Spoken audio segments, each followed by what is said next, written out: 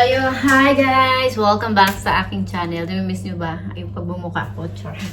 So, ayun mga Inday, ngayon na ulit ako nakapag-vlog kasi nga, alam niyo busy araw-araw, lalo na ngayon may estudyante na talaga. As in, ay nako, yung time ko na mag-edit or mag-vlog, itutulog ko na lang.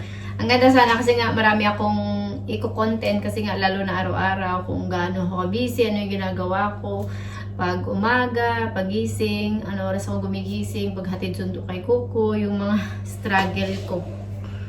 So, ayun mga Inday. So, ngayon, ayan, medyo may time tayo ngayon kasi wala pa si Dudong. So, mag-vlog tayo. Trip ko mag-vlog ngayon. Kasi nga, sa TikTok ko, guys, follow nyo yung TikTok ko, Ilonggan Family in Turkey. So, ayun. Same yung name ng TikTok ko sa YouTube channel ko ngayon. Then, so, ayun mga Inday. Then, ayan, magagawa tayo ngayon ng salad. So, ayan. Pinapatulog ko lang. Boneless na yan. Nilinis ko na. So, ayan yung dinner ni Kuko, ni Asya, baby Asya, at ni Dudong. So, ayan, gagawa tayo ngayon ng salad. Kasi yun yung ay, init. Ay, yun yung request ni Dudongski, salad. Yun naman talaga yung partner lagi ng isda nila. Salad. So, ayun mga besi, hindi pa ako nakapag-start. Memory full na kaga. Diyan pa isa sa problema ko. Kasi nga yung cellphone ko, sobrang daming mga video at saka picture sa mga ginagalaan namin. Since nanganak ako, since buntis ako, hindi ko siya mabura-bura guys. Kaya ayun, lagi akong memory full. Saka ayun, hindi ko pa lagi yung sinasabihan si Dudong na i-transfer. Uulan siya ng uulan. So, ayan, baka short video lang ito, mga 6 minutes lang. Hindi siya 15 minutes. Pero i-try natin na 15 minutes at mahaba yung video natin. So, ayan guys. Today is Thursday. So, ayan. Magbasay ng bomba. Ayan. So, ang dami nang nagaganap dito sa Turkey talaga guys. Marami yung mga struggle na mga kabayan natin dito sa mga, alam niyo yung sobrang grabe yung inflation dito sa Turkey. Kaya lagi kong sinasabi sa mga sa mga nagtatanong sa akin na kumusta yung buhay dito, kuripot ba yung mga Turkish. Hindi sila kuripot guys, pero ngayon na grabe na yung inflation dito,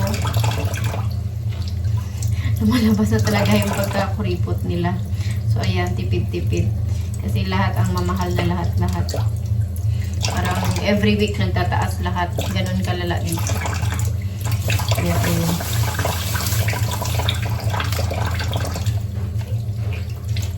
Ayun. Ano ba yung isi-share ko sa inyo? So ayun, may isi-share ako sa inyo. Alam niyo dito sa Turkey, sobrang common talaga sa mga half na mga babies, katulad ng anak ko, diba, half Turkish, half Filipina, na late delay yung speech nila.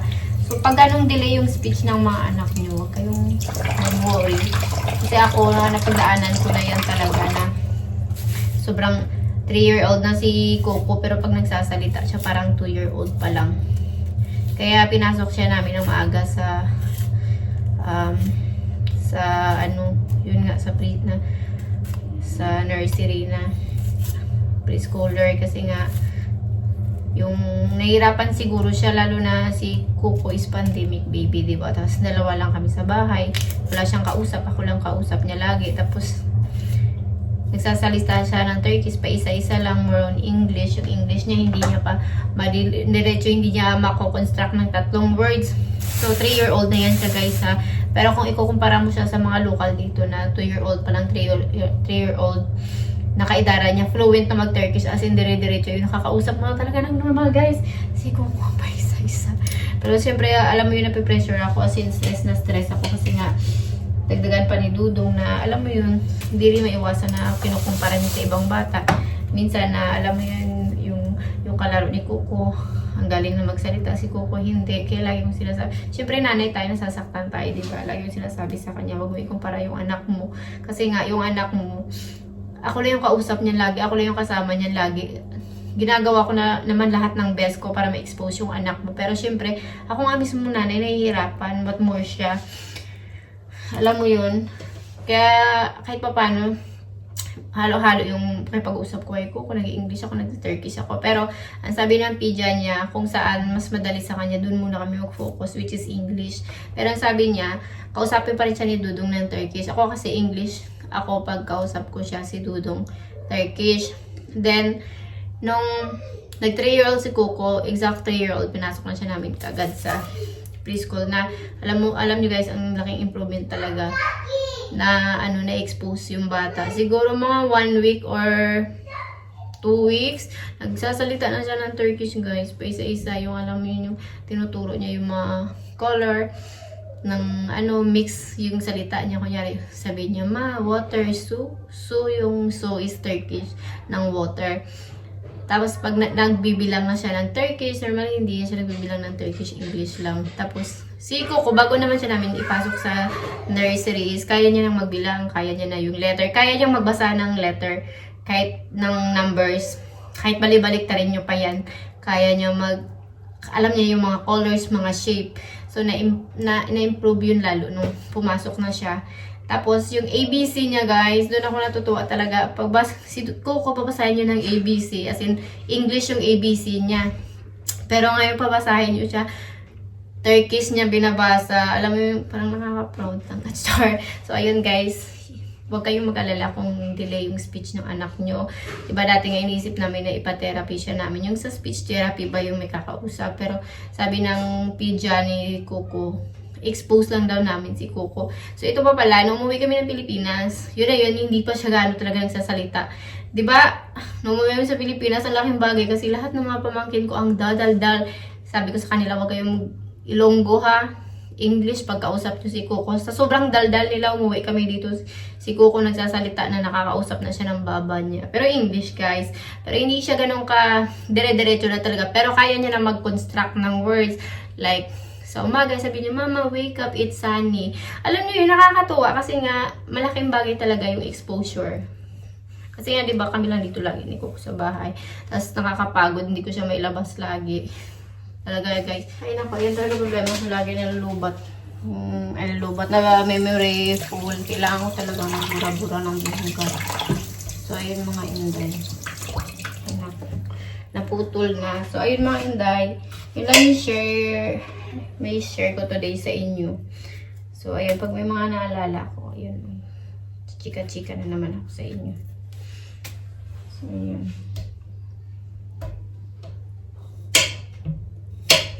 Salad tayo kasi si Dudong hilig sa salad. Mahilig sila sa salad ang mga Turkish. Ayan. Sayin na natin ang salad-salad niya. So, ayan. Alam niya ba doon sa, ano sabihin sa inyo? Sa mall na pinupuntahan ko lagi, doon sa Livent. Hindi ko alam kung napapanood niyo yung ibang mga vlog ko. May tumalon doon na lalaki. Ang chika doon, nag-away daw sila ng jowa niya. Broken hearted, kaya tumalon. Yun, nasa balita yun, napapanood nyo yun. Sa balita dito sa Turkey. Kawawa. Yun yung problema dito sa mga local. Kasi nga, dinidibdib nila kagad yung mga maliliit na bagay. Yung kala nila wala na bang, wala nang way. Parang, hindi na siya masusolba. Yung, parang masyado silang perfectionist ba? Yung gusto nila aayon lahat ng bagay sa gusto nila. Gusto nila lahat perfect. Ganun ba? Kaya ganun sila. Sobrang mainitin yung ulo nila kapag yung mga bagay-bagay na hindi umaayon sa gusto nila. Ganun. Bata pa yun. Pangatlo na yun, yung tumalon sa mall na yun, kawawa. Yung iba, dahil sa stress, dahil sa problema sa buhay, dahil sa inflation dito, ang daming bibigti. Dahil sa atin sa Pilipinas nga, tinatawa-tawa lang natin yung problema natin. Wawalwal.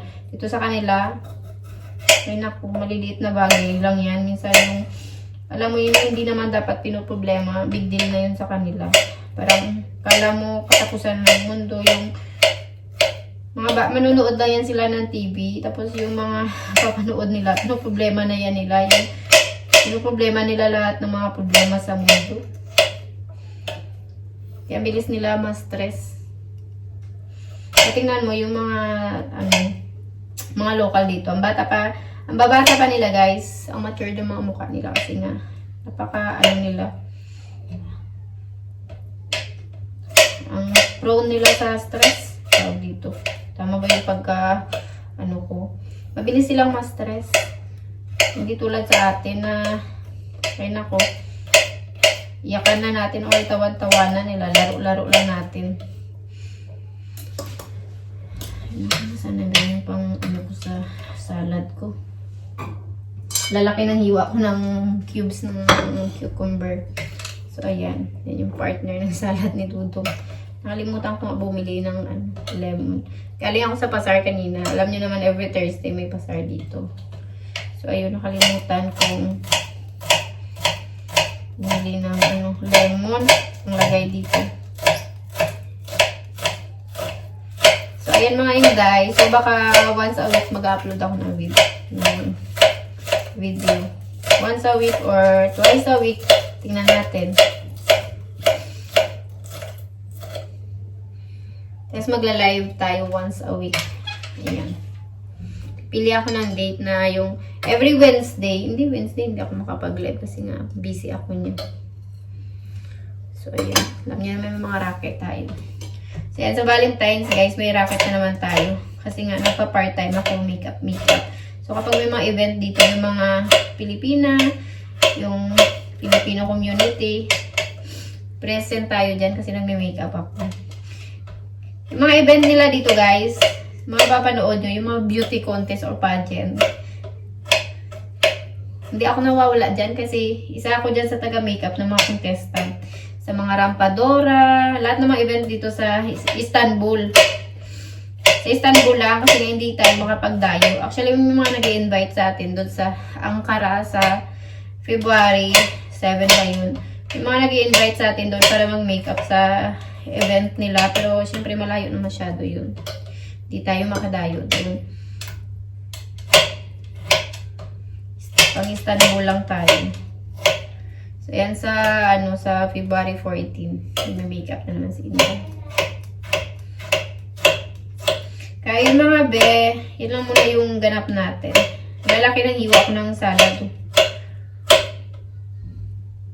Sabi niya ni Dudong, mali yung salad ko.